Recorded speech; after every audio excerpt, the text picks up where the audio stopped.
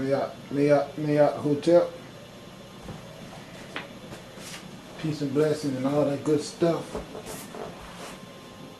I got some stuff I want to read. Alright? Check this out.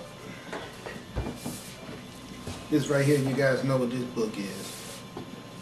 This is a book by Noble Drew Ali. It's a book from the Moors. Moors were the nation of people that was here in the Americas that was murdered and enslaved, conquered by Rome. The new government of this land that came and stole it from the original inhabitants were the Roman people, emergence of all other people from Europe that was under the dominating powers of Spanish, the Italians, as well as the English people, known as King James. All those people got together and came to this land and murdered the people that was in this land. The people that was known in this land as the original inhabitants of this land, the people that wore this hat like I got on, the people that actually, even to prove that to you, I can show it to you, look. You see? See he's got on one? It's a different style, but it's still the same type of hat. You can see all that garb that, well, it was all taken from us. It was originally all ours. It got jacked by certain people. I won't say no names. I'll be nice. But you know it was white people. I didn't say no names, I gave a description. They call themselves the Brotherhood of Light, and sometimes they call themselves the, believe it or not, ironic as it may sound, the Ku Klux Klan. And at times they call themselves Christians too, so it seemed to me like all that is connected together. Alright? Now this book that I read tells me a whole lot of stuff about the history of myself. It points out to me that I was not brought here from Africa. It tells me that there was people brought here from Africa. But it tells me also that not all the people that's here in America was brought here as slaves from Africa. It tells me that a lot of us were original melanated people that was here. There was family members. There's a lot of ants in this room. That's why I keep scratching. They keep biting me. So there was family members from the African continent that had migrated over the earth and found housing circumstances suited here in America. So they ended up staying here. And to prove their presence here, they built synonymous dwellings and temples honoring the same gods, even though they were all taken away and hidden from us by the Europeans. The Europeans took great colossal stone heads, statues, and actually buried them in the ground to hide the presence of us in the Americas and to hide the unique family collectiveness of the people of both soils, the African and here, the whole planet. Asia, Africa. What is Europe now? It wasn't Europe. At one time it was not called Europe. A lot of changes on the earth due to the colonizing of the Europeans, which I'd like to call Romans. If you really want to know the truth about it, or the freaking Zionists, Caucasian, freaking Khazars. You know what I'm saying? All that Turkey collectiveness is who's got the earth into this state of opposition amongst everybody. They later became the Romans, I believe, as well as the Germans. as well as all the collectiveness of Europe, but they were very crafty-minded people that kept dichotomizing themselves so they could build one unique elite system of we have all the power. I gave you a description of dichotomization of if I come into 6 people, there's a group of people together and I'm the outsider. They come in with nothing to lose and I could dichotomize them 6 and take from them. That's just what I did. Through osmosis, I had nothing to lose, so I can't do anything but gain. That's the reason why I go gambling, which I don't. But when I used to, I never took money, so I could never lose. And I never did. It made perfectly sense to me. If I'm going to be lucky, I don't need my own money. I know the casino's going to hate me for telling you that, but doesn't that make sense? All right, let me get back to the book. I want you guys to know that Noble Drew Ali classified Muslim and Moors as being one people. He mostly called himself a Moor. The Muslim name comes from the collectiveness of us having a launching point throughout the world from the African soil where we knew ourselves as Muslims. Though we call ourselves Moors over here, that's synonymous with Morocco, from the people of the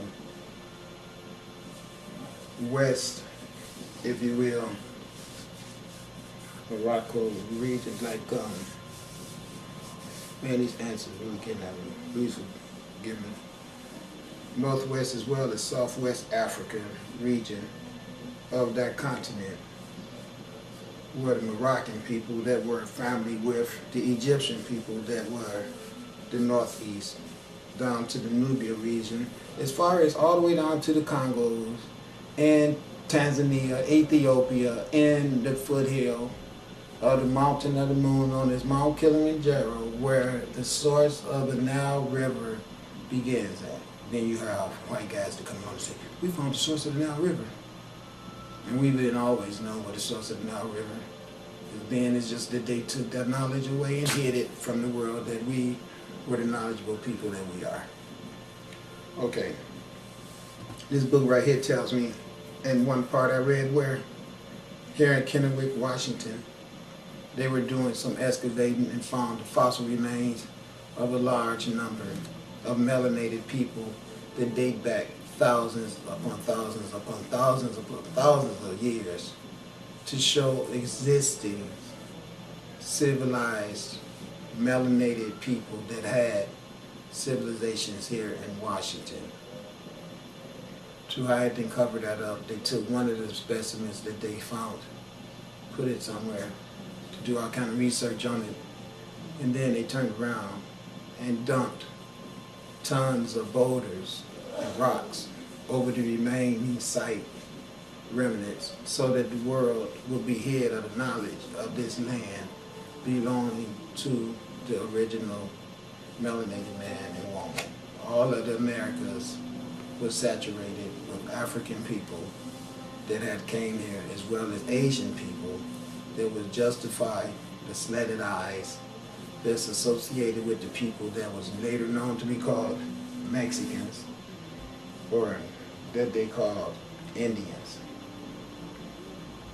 There's been many different type of names for the people that was the inhabitants of this land, but the overall encompassing national name of the builders of the structures that you see here, that the European man claimed he has no knowledge of who built them, and try to blow you smoke up your butt and tell you that aliens that they later say don't exist came here and built them. Let me tell you what went on. All over the Americas, as well down in the Grand Canyon, there was huge civilizations of Egyptian relatives that had came here to the Americas, set up the same type of lavished lifestyles here up and down all the river systems all over this land. Any place you could find the remnants of a civilization that's left as structures like Machu Picchu and all those places like that they tell you they don't know how they got built and all that. They were the people that's here now, as well as myself. and these other melanated people who done got brainwashed by the European male and European people to believe that they, for some reason, are not the melanated people that has always been on this planet and always been melanated to mix you up, is to conquer you by confusing you that you have no ownership of the land. That's what it's all about. It's all about making you believe that you've been misplaced from your original soil and that you have no claim to this soil. And this is our soil because the people that was here when we got here, we murdered them all. So see, even though we took it by force, no one can claim it back because they were all murdered. And the black people that's here right now, at least not the people that was here when we got here, because we committed another crime by kidnapping you guys from Africa and bringing you all here. So one thing do remain, that the soil should not belong to them, because both indications of confusion about who the soil should belong to is confusing, because we know that it's in the hands of someone that it definitely does not belong to. Because all through the history we can see and have proof by their own admit in their own history books that they came here and stole this land from people. So on that alone, I believe that would justify for every black person, every melanated man and woman on this planet to not frown on me when I come out with books like this that I'm reading, and just because it's not the Holy Bible, you have the nerves to say that I'm a sinner or an evil demonic person because I don't want to worship the image of the white man as my God. Well, I showed you a whole bunch of actions of theirs and their peculiar response to being Christians, how it leads them down the road of salvation, even though they try to justify it by having all the documents in place and all the little bribe money that they exchange with each other, like it's supposed to be abiding with the people they victimize. But it's only comforting to their minds because they see that as being substantiated actions of interaction that justifies the brutalness that follows all that shit. So when I try to push books like this and read them, it's because there's a lot of people out there that's really interested in trying to get to the bottom of the information necessary so you can understand and then rise to the top and overstand the necessity for the gathering of the materials to build a seriously new world, and not a new world based on the old world just being modified.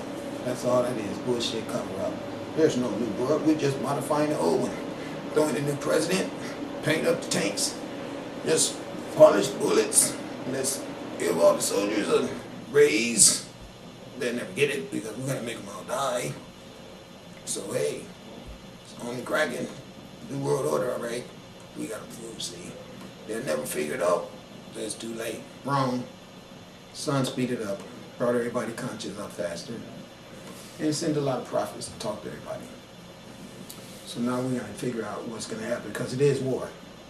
So my position in the war is that I am into the administration department, where I administer information and materialism. But I need materialism to be able to administer materialism, because materialism I administer is good weather,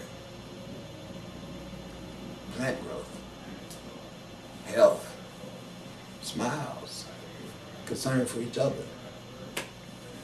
But I never get that back. I'm just like the most Miss Donnie Rangerfield say, get no respect. Well, I know how that feels.